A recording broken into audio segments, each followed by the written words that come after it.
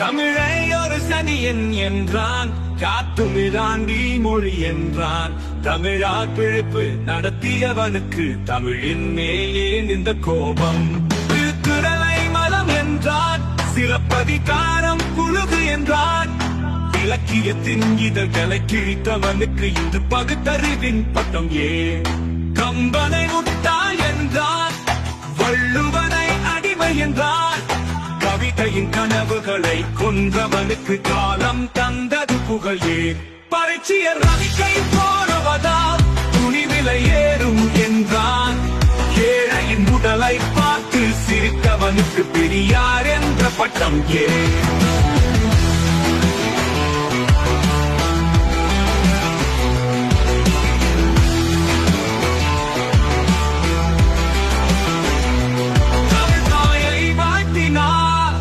கொம்பு முளைக்குமா என்றான்.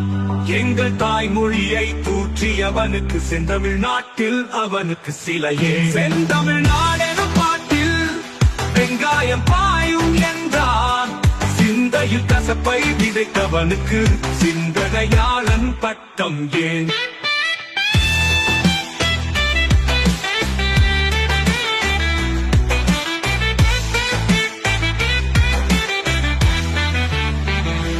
பெண்ணின் கற்பப்பையை அறுத்தான், பெண் சுதந்திரம் என்றான்.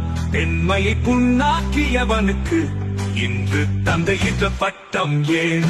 தமிழரே விழித்தெழுங்கள், பகுத்தறிவு எனும் பெயரால் பண்பாட்டை அழிக்கும் தயவர்களுக்கு பதில் சொல்லும் காலம் இது.